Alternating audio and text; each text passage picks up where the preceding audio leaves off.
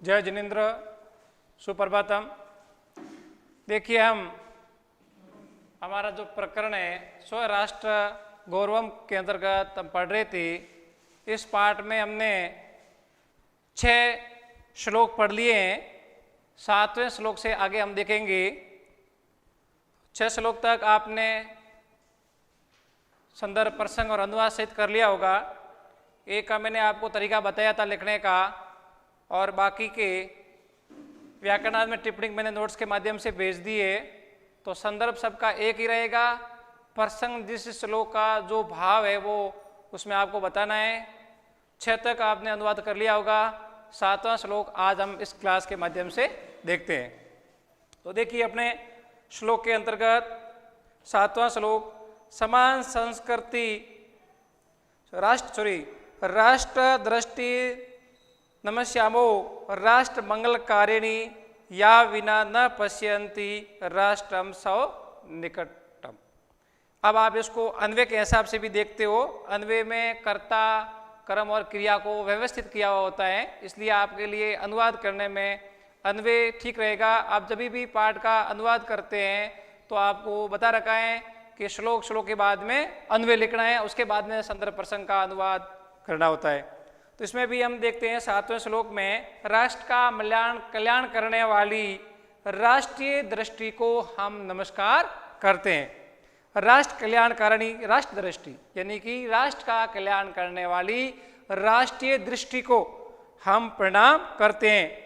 या विना, जिसके बिना स्वनिकट स्थित राष्ट्र न बचती, जिस व्यक्ति में राष्ट्रीय भावना नहीं है वो व्यक्ति अपने आप को राष्ट्र के निकट नहीं देख सकता है।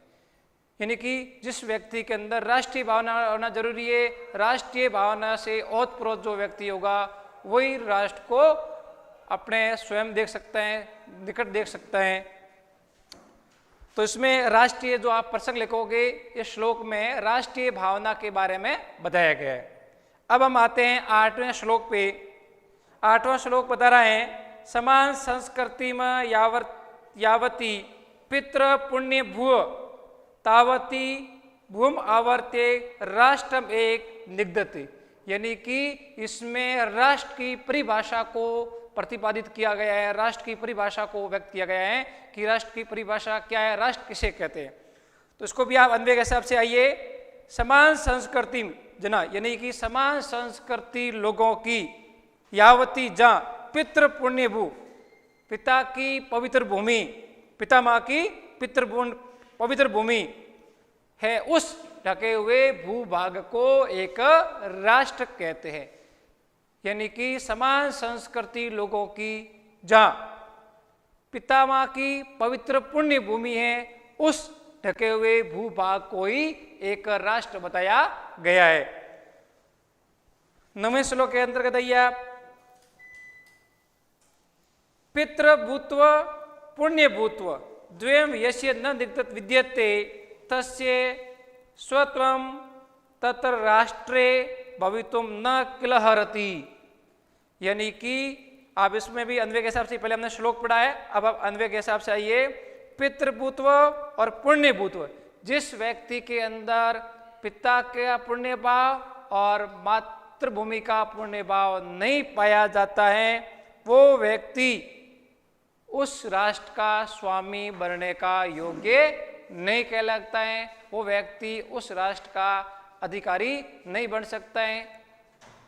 जैसे उसमें दिया है ना, राष्ट्रीय स्वबुद्ध न किल अर्थ, अर्थ योग्य नहीं है, किल एक अवयव का प्रयोग किया गया है। तो वापिस देख ले एक बार इसको, पुण्यभूत्व, पितृभूत्व और पुण्यभूत्व, जिस व्यक्ति में पितृत्व का भाव, पुण्य भाव, और जिस व्यक्ति में मातृत्व का पुण्य भाव नहीं पाया जाता है, ये दो बातें जिस व्यक्ति में नहीं पाई जाती है, उसका उस राष्ट्र में स्वामित्व बनने का योग्य नहीं है, वो उसका अधिकारी नहीं कहलाता है। अर्थी उसमें दिया ना, अर्थ मतलब योग्य होता है, किल यानी अवयव। अब हम 9वें श्लोक पे आते हैं, 10वां श्लोक कराएं, राष्ट्रीय उताने पत्ने राष्ट्रीय अवलंब्य ही भवत सर्वदा तस्माद शिक्षणीयास्तु राष्ट्रीय। देखो इसमें राष्ट्रीय उत्थाने पतने संधि हो रखी है, गुण संधि हो रखी है, राष्ट्रीय उत्थान गुण संधि है, और फिर इसका समास भी है उत्थान पतने, उत्थानम च पतनम द्वंद्व समास, इतरेतर द्वंद्व समास। अवलंब्य अव प्लस लम प्लस ले प्रत्यय का प्रयोग किया गया है। तो अब इसके आप अन्वय के हिसाब से ये 10वें श्लोक में राष्ट्रीय अवलंब्य ही राष्ट्रीय उत्थाने पतने भवत, राष्ट्र के सारे से ही, राष्ट्र के निवासियों के सारे ही राष्ट्र का उत्थान और पतन होता है। यानी कि राष्ट्र में जैसे लोग हैं उसी प्रकार से राष्ट्र की उन्नति और अवनति होती है। इसलिए राष्ट्र तस्मात् राष्ट्रीय तु सर्वदा शिक्षणीय, इसलिए उन राष्ट्र के निवासी लोगों को राष्ट्रीय शिक्षा से शिक्षित करना चाहिए, तभी राष्ट्र की उन्नति और अवनति हो सकती है। राष्ट्र की उन्नति के लिए राष्ट्रीय शिक्षा देना जरूरी है, तभी राष्ट्र की उन्नति हो पाएगी। अब हम अंतिम श्लोक पे आते हैं, 11वें श्लोक पे। विद्या शस्त्रम च शास्त्रम च द्वे विद्या प्रतिपादते, शस्त्रेण रक्षिते राष्ट्रे शास्त्र चर्चा प्रवर्ते। यानी कि यहाँ ज्ञान प्राप्ति के 2 साधन बताए गए हैं, ज्ञान प्राप्ति के 2 साधनों का उल्लेख किया गया है, शस्त्र और शास्त्र। शस्त्र च शास्त्र च इति द्वे विद्ये प्रतिपदे, शस्त्र और शास्त्र ज्ञान प्राप्ति के 2 साधन है। शस्त्रेन राष्ट्रे रक्षिते शास्त्र चर्चा प्रवर्ते, शस्त्रों से रक्षित राष्ट्र में ही शास्त्रों पर अध्ययन किया जाता है, उसकी चर्चा की जाती है। मान लीजिए कोई राष्ट्र विपदा से घिरा पड़ा है और उस राष्ट्र के अंदर कोई धार्मिक कार्य करना है, शास्त्रों को पढ़ना है, तो वो संभव नहीं है।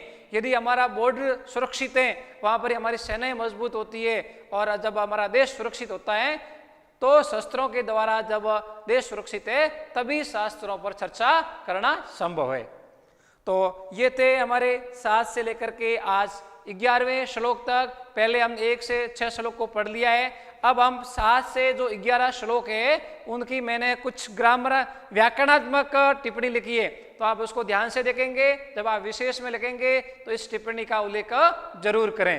तो देखिए आप श्लोक नंबर 7वें का राष्ट्र मंगलम, तो इसमें समास दे रखा है राष्ट्रस्य मंगलम, षष्ठी तत्पुरुष समास का प्रयोग किया गया है। इसी प्रकार से स्थितम, तो इसमें स्था धातु है और कथ प्रत्यय का प्रयोग किया गया है।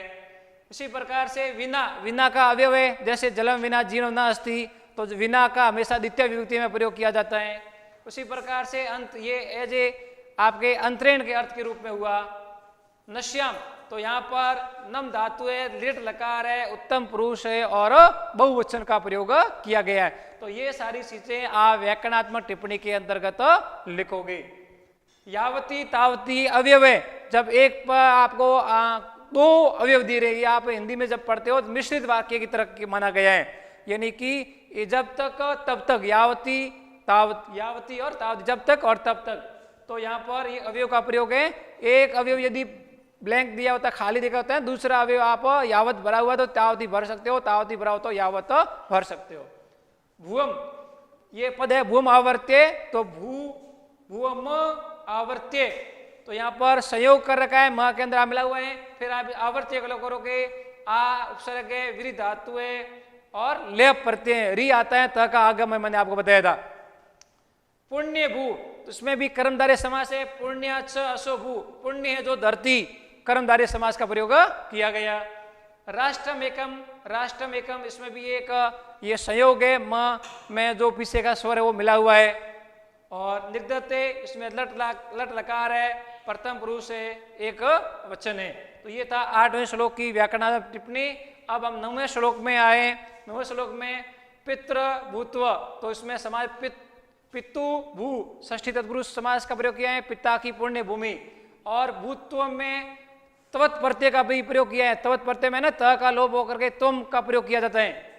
इसी प्रकार से कलहर अर्ति, कलह अहर्ति है, दीर्घ संधि है, कलह धन अहर्ति की संधि का प्रयोग किया गया, दीर्घ संधि का प्रयोग किया गया यहाँ पर। अब हम 10वें श्लोक पे आते हैं। राष्ट्रस्य उत्थाने, तो यानी कि राष्ट्रस्य उत्थान गुण संधि का प्रयोग किया गया है। अ के बाद हुआ था ओ हो जाता है, गुण संधि का प्रयोग हुआ है। उत्थान में भी उत्थान पतनम में जो द्वंद्व समास का प्रयोग किया गया है, उत्थानम छ पतनम छ, द्वंद्व समास का प्रयोग। भवत से सर्वदा, देखो इसमें जो भवत है, भवत से सर्वदा, इसमें सत्व संधि का प्रयोग किया गया है। अवलंबे अव प्लस लम प्लस प्रत्यय का प्रयोग किया गया है। और भवत जो शब्द आया हुआ है उसमें षष्ठी विभक्ति एक वचन का प्रयोग किया गया है। ये सारी चीजें आप टिप्पणी में लिखोगे। अब इसी प्रकार से इसमें था तस्माद श, ठीक है ना, छ था, तो ये छत्व संधि हो गई। आपकी कौन संधि हुई? छत्व। इसमें क्या होता है कि त के बाद में ये श आता है, तो ये त का ये, ठीक है ना, छ हो जाएगा और इसका श का छ हो जाता है। तो अब पद अलग करोगे वापिस, तो छ का त हो गया और इस छ का यश हो गया, ठीक है ना। तो इसी प्रकार से तस्मात शिक्षणीय और फिर प्लस टू, यानी कि यहां पर छत्व संधि हुई पहले और फिर ये छत्व संधि व्यंजन वाली हुई और उसके बाद में छत्व संधि है वो विसर्ग संधि का प्रयोग किया गया है। शिक्षणीय, शिक्ष धातु है और अन्य प्रत्यय का प्रयोग किया गया है। इसी प्रकार से हम 11वें श्लोक पे आते हैं और इसमें जो व्याकरणात्मक टिप्पणी दे रखी है, रक्षिते राष्ट्रे, या रक्षित राष्ट्र है, इसका आप समास विग्रह करोगे तो रक्षिते राष्ट्रे, राष्ट्रे यानी रक्षित देश में, राष्ट्र में, सप्तमी तत्पुरुष समास का प्रयोग किया गया। सप्तमी तत्पुरुष में पेपर, व्यवहार कुशल, व्यवहारिक कुशल में उसी प्रकार से रक्षित च तत, इसमें कर्मधारय भी बनता है, दोनों बनता है, आप कोई भी कर सकते हो, विग्रह के हिसाब से आपको करना होगा। शस्त्र चर्चा, तो शास्त्राणाम चर्चा, षष्ठी तत्पुरुष समास का प्रयोग किया गया है। त को मैंने शॉर्ट में लिखा है, आप इसको तत्पुरुष समास समझे। तो राष्ट्रम जो पद है उसमें षट्वतो संधि का प्रयोग किया है। राष्ट्र धन त्रम, षट्वतो संधि का प्रयोग हुआ। और एक हमारा पद है प्रवर्ते, तो प्र उपसर्ग है, विरुद्ध धातु है, लट लकार है, प्रथम पुरुष है, एक वचन है। इस पाठ के जो भी आपके अनुवाद हैं वो आपको 6 तक आपने कर लिए हैं और आगे जो 7 से 11 तक हैं उनका संदर्भ तो पूर्व की बात ही रहेगा और प्रसंग, अन्वय, प्रसंग और अनुवाद और व्याकरण टिप्पणी आपको करनी है। व्याकरण टिप्पणी मैंने आपको लिख दी है और भी है, वो नोट्स के माध्यम से उपलब्ध करवा दी जाएगी। और इस पाठ के जो प्रश्न उत्तर हैं वो आपको नोट्स के माध्यम से उपलब्ध करवा दिया जाएगा। धन्यवाद।